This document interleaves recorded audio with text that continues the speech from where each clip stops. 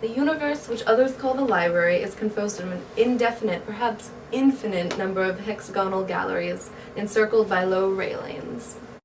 Entranceways lead to other galleries identical to the first. Through this section passes the spiral staircases, which plunges down into the abyss and rises up to the heights. And the entranceway hangs a mirror. People are in the habit of inferring from this mirror that the library is not infinite. If it really were, why this illusionary duplication? But I prefer to dream that the polished surface feigns and promises infinity.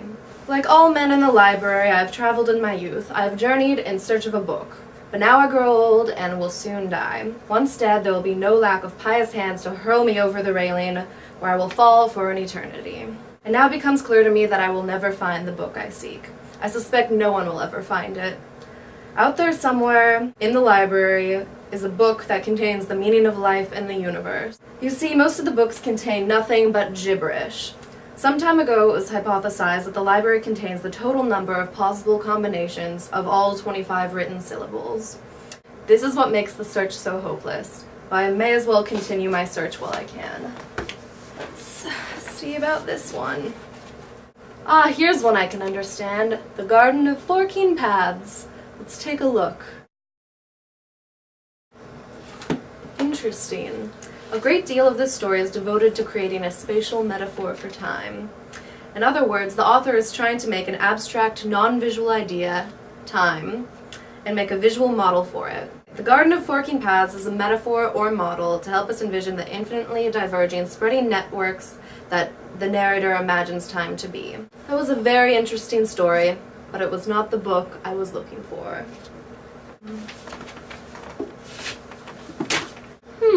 Clone Ukbar Orbis Tertius. Let's see what this is about.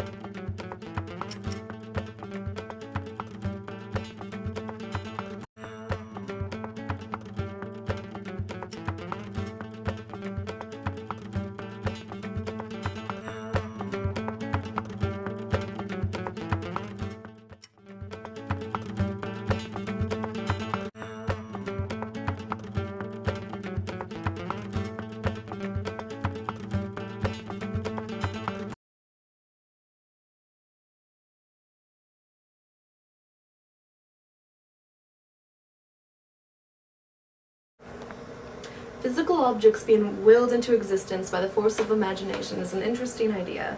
Fascination with the idea of clone begins to distract people from paying adequate attention to the reality of Earth. Makes allusion to many leading intellectual figures in Argentina. Much of the story engages the philosophical idealism of George Berkeley, who questioned whether it is possible to say that a thing exists if it is not being perceived. This has given me much to consider, especially how language influences what thoughts are possible. It contains several metaphors for the way ideas influence reality. The ideas ultimately manifest themselves into the physical world, which reminds me of another story I've read. Come with me!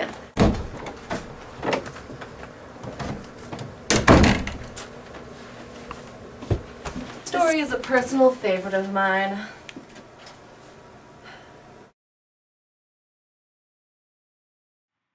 He knew that his immediate obligation was to sleep. He wanted to dream a man. He wanted to dream him so completely in painstaking detail and impose him on reality. He laid himself to sleep, and almost immediately he dreamed a beating heart. And each night he dreamed it with greater clarity. Before the year was out, he had dreamt the skeleton, the eyelids, the countless hairs. The man had dreamt a fully fleshed man. But this youth did not stand up or speak. The man begged the god of the ruins for its aid. The god said that it would bring to life his son, so fully bring him to life that all save fire itself would take him for a man of flesh and blood. In the dreaming man's dream, the dreamed man awoke. The following night, the man dreamt of his son in fire. He awoke in a panic, fearing that his son would realize he was a dream, and found himself surrounded by flames. The flames did not bite into his flesh. With relief, with terror, with humiliation, he realized that he too was but appearance, that another man was dreaming him. This story deals with themes that reoccur in Borges' work. Idealism, the manifestation of thoughts in the real world, meaningful dreams, and immortality. The manifestation of thoughts as objects in the real world was a theme in the story of Talon. But here Borges takes it to the next level. The manifestation of a human being rather than an object. The story also seems to symbolize the writers as creators who engender one another and whose existence and originality would be impossible without their predecessors. But more importantly, I have had an epiphany. Though most of the books contain nothing but gibberish, or at least most people consider them to be gibberish. What are you doing? These books are nonsense! We must get rid of all the meaningless books so we can find the holy one! This is what I was just talking about.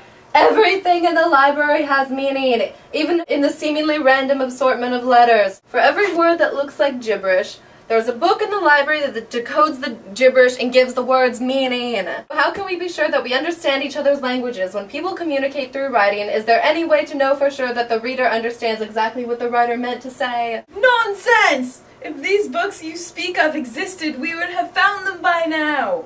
The library only appears to be infinite. It is true that the library contains every combination of letters, then there must be a finite number of books, and there must be one book of truth, and we must find it! You make some good points, but consider this.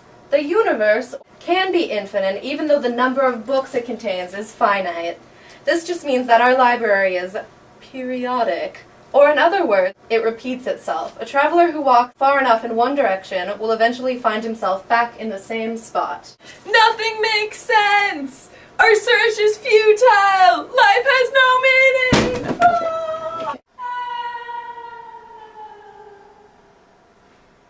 No!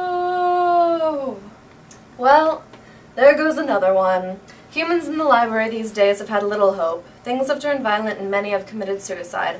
But I myself have found peace of mind in the idea that the universe is periodic. Sure, I'm alone and nearing death, but I can console myself with the thought that there is some order in the universe.